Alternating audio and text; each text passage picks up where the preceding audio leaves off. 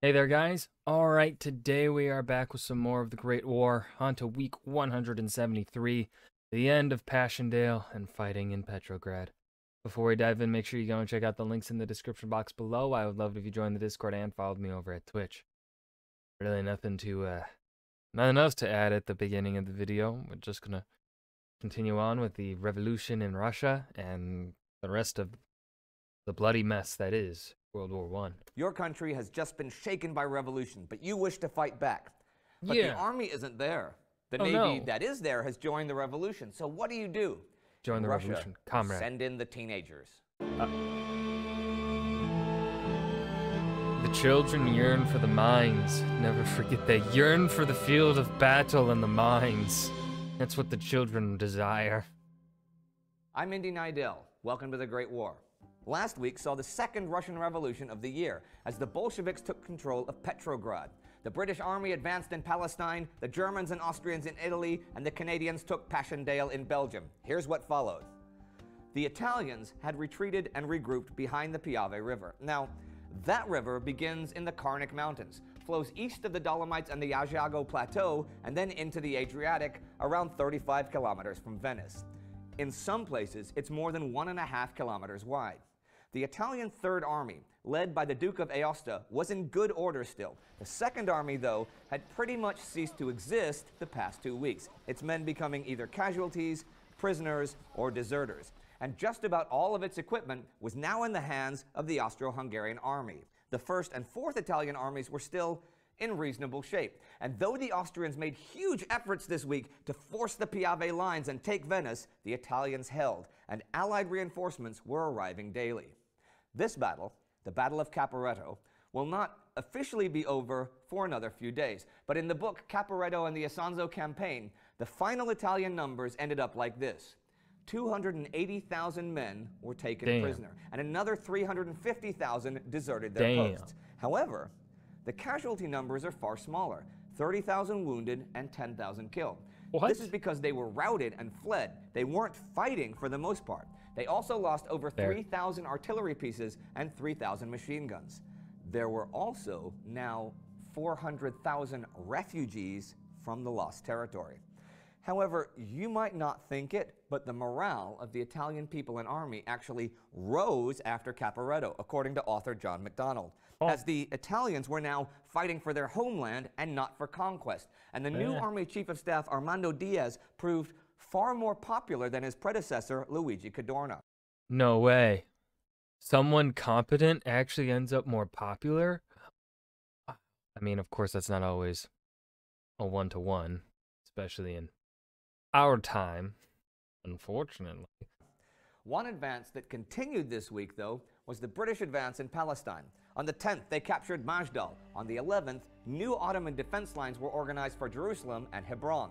On the 14th, the British reached the Jerusalem Railway. On the 16th, the New Zealand forces entered Jaffa. It will fall the following day. Now, the British War Cabinet was a bit leery when receiving almost daily telegrams about advances. They warned General Edmund Allenby not to outpace his supply lines and end up in the same disaster that happened at Kut after the advance on Baghdad. Still, by week's end, Anzac troops occupied Ramleh and Lydda. Lydda had been the Crusader town St. George de Lydde, which is the home of St. George the Dragon Slayer that the British had brought home as their patron saint hundreds of years before. Just thought I'd share that.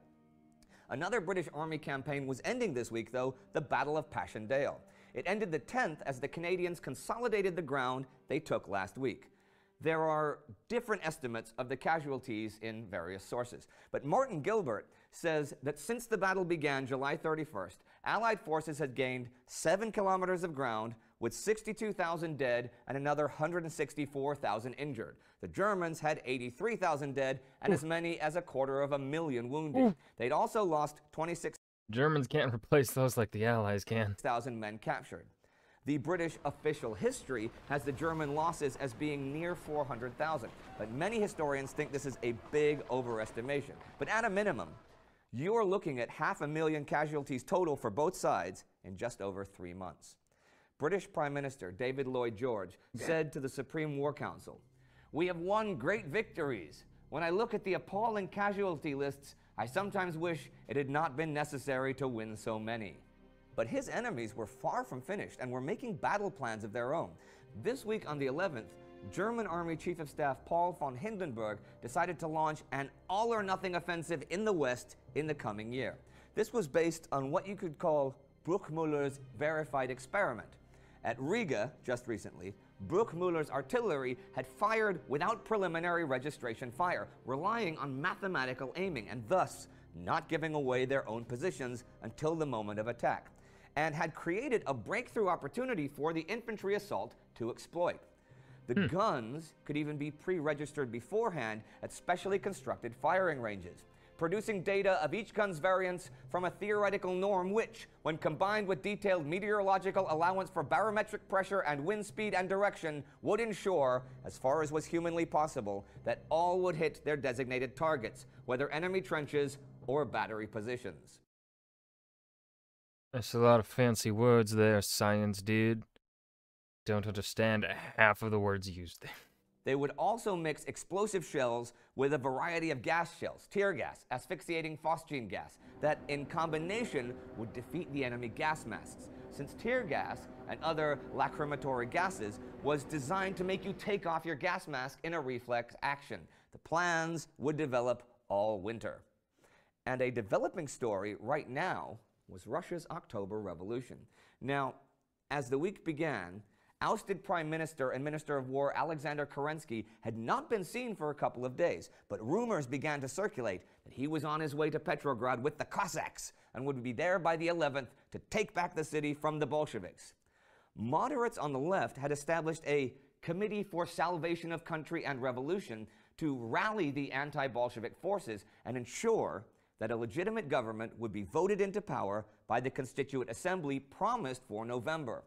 Encouraged by the prospect of Kerensky's arrival, they called on the officer cadets to act. The cadets, just 15 and 16 years old, seized several buildings on the 11th and engaged in skirmishes with the Red Guards throughout the city and were soon under siege at two of their bases, the Alexandrovska Military Academy and the Vladimirsky Military School. At Vladimirsky, the Red Guards brought up field guns and blew holes in the building until the cadets raised a white flag. Some of the cadets were beaten and bayoneted to death, but most were taken away as prisoners. The building was nearly reduced to rubble. At Alexandrovska, some cadets hid in the huge woodpiles out front stacked up for the winter. Routed out, they climbed to the top and fired into the ranks of the Bolsheviks in a last desperate attempt to check their advance. Hopelessly outnumbered, they fought on until their ammunition gave out, then stood waiting for death. It was horrible to watch the Bolsheviks playing with them as a cat plays with a mouse, prolonging the moment of suspense, carefully singling out their living targets till they had shot them all down one by one. That was written by Countess Nositz. Apparently, the bodies remained there for days. Now, those inside the academy surrendered, but many had their hands tied and were then executed from behind. For the next few days, any cadets found on the streets were murdered by Kronstadt sailors and Red Guards. And where was Kerensky in all this? Well, he had rallied support from 18 companies of Cossacks under General Krasnov, yes, and marched on Tsarskoye Selo, yes, but Krasnov pulled back rather than sacrifice 1,200 men to the 50,000-odd Bolsheviks being raised against them. So, by the 15th, Kerensky had fled. His departure meant the final fall of the provisional government. And another government fell this week in France. That of Prime Minister Paul Painlevé resigned after a vote of no confidence. Georges Clemenceau will be the new Prime Minister. And the week ends, as does the battles of Passchendaele and Caporetto. The British still advance in Palestine, though, and the Bolsheviks begin to consolidate power in Russia. I want to say a few words about Passchendaele to end today. It's remembered by many as a place of murder, where countless men died in a futile battle, and it's hard to deny that the gains were not worth the cost, but the thing is, the objectives of the offensive to clear the Belgian coast, to put pressure on the Germans while the French army was in disarray early in the summer, to take the high ground, and maybe even achieve a breakthrough, were valid objectives. And even though only a few objectives were achieved, isn't necessarily a reason for not having tried. And of course, reducing the German strength and taking Passchendaele Ridge are certainly pluses. Had Sir Douglas Haig stopped the offensive after, say, Blutzeinde at the beginning of October, his reputation today would be less damaged. Yet, Robin Nylund argues in The Great War Generals on the Western Front that though the battle was begun too late in the year, though it suffered from delays between its phases, though the troops at times were seriously unlucky with the weather during their attacks, there were long dry periods when the offensive succeeded, but the rains always seemed to come at crucial phases for the British. Knowing this all now, sure, it's easy to say that the attack should have been called off after Blutzeinde.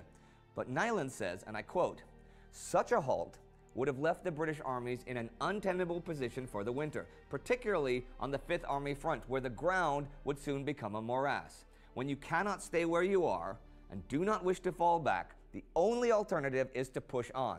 And pushing on would at least kill a lot of Germans." Yeah, that's fair. If you want to know more about the Hindenburg Line defense system that was seriously challenged during the Battle of Passchendaele, check out our episode about it right. And that was the end of Passchendaele, fighting in Petrograd, the Great War, week 173. This week was not as exciting as last week, because, well, last week was the beginning of the second Russian Civil War here, or, well, the second revolution, however we want to call it. But, yeah, I hope you guys enjoyed. Remember to hit that like button and subscribe for more. And I will see you guys in the next video. Peace.